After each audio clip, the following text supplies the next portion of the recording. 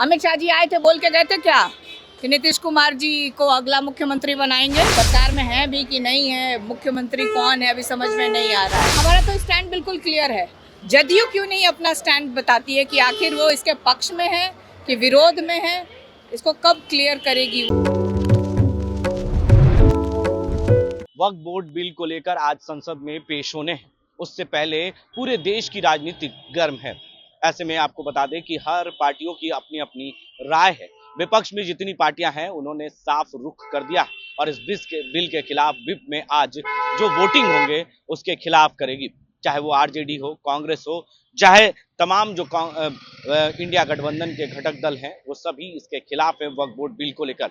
ऐसे में जो एनडीए गठबंधन में लोग हैं वो कहीं ना कहीं वक्फ बोर्ड बिल के समर्थन में है, लेकिन जदयू ने अपना रुख अभी तक साफ नहीं किया है। इस बिल में जो पेपर है उसे पढ़ने के लिए जो है उनके सांसद और उनके विधायक ने जदयू के मांग की है, जिससे पहले लेकिन आरजेडी के सांसद मीशा भारती ने साफ कर दिया है कि आरजेडी का रुख साफ है और वक्फ बोर्ड बिल ये एक मुस्लिम संगठन और धार्मिक चीजें हैं, जिसको लेकर जो बिल पेश किए जा रहे हैं उसके हम खिलाफ हैं। ये बिल कहीं ना कहीं एक धर्म और एक जाति को फोकस किया गया है। जो उनकी संपत्ति है वो उनकी है।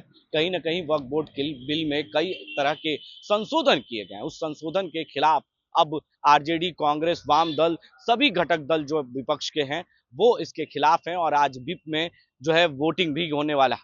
उससे पहले मीशा भारती ने क्या कुछ कहा है, आरजेडी की सांसद हैं, सीधे तौर पर हम उनके बयान आपको सुनाते हैं। स्टैंड रहेगा। अभी कई सारी पार्टियां भी विरोध कर रही है कि ये मुसलमानों के खिलाफ है ये बिल। देखिए, न्यूज़ चैनलों के माध्यम से हम लोग को भी खबर मिली है कि कल शायद इंट्रोड्यूस कर सकता है वक्फ बिल सरकार के तरफ से, और हमारा तो स्टैंड क्लियर है। हम लोग इसका विरोध कर रहे हैं, शुरू से इसका हम लोग विरोध कर रहे हैं। हम लोग चाहते थे कि हमारे दल के किसी एक मेंबर को भी उसमें शामिल किया जाए, लेकिन हमें मौका नहीं मिला। हम लोगों ने बहुत रिक्वेस्ट की थी कि लोकसभा से किसी ना किसी को शामिल किया जाए, लेकिन वो नहीं मिला। इसका विरोध हम लोग कर रहे हैं। हमारा तो स्टैंड बिल्कुल क्लियर है। जदयू क्यों नहीं अपना स्टैंड बताती है कि आखिर वो इसके पक्ष में है कि विरोध में है, इसको कब क्लियर करेगी वो लोग, उनको बताना चाहिए। क्योंकि बिहार की, खास तौर पे बिहार की जनता टुकटुकी लगा के देख रही है नीतीश कुमार की तरफ और जेडीयू के तरफ। मुख्यमंत्री भी चुप हैं इसको लेकर। मुख्यमंत्री जी तो क्या कहा जाए, सरकार में है भी कि नहीं है, मुख्यमंत्री कौन है अभी समझ में नहीं आ रहा है। कल एक मीटिंग भी हुई थी, उसमें मुख्यमंत्री की जगह पर ललन सिंह बैठे हुए थे, फोटो भी काफी वायरल। आप इसी से अंदाजा लगा लीजिए, आप इसी से अंदाजा लगा लिए कि सरकार कौन चला रहा है। मुख्यमंत्री के तौर पे कौन बैठा था, कौन अब सारी बैठकों में शामिल हो रहे थे, सारी तैयारियों को देख रहे थे। शायद प्रधानमंत्री जी आने वाले हैं, उसी तैयारी को वो लोग देख रहे थे। तो मुझे लगता है कि जो जदयू, जो दिल्ली की जो जदयू है वो बीजेपी हो गई है। इसी तरह से वो दिख रहा था कि वो लोग सब बैठे बिहार में लॉ एंड ऑर्डर को क्या हो गया है, लगातार पुलिस टीम पर हमला किया जा रहा है। ये तो आए दिन इस तरह की घटनाएं आती है, लेकिन अभी क्योंकि देखिए सबसे ज़रूरी है कि कल सरकार जो है, केंद्र की जो सरकार है, वह वक्फ बोर्ड को इंट्रोड्यूस करने वाली है और राष्ट्रीय जनता दल हमेशा से इसका विरोध करते आया है और हमारा स्टैंड बिल्कुल क्लियर है।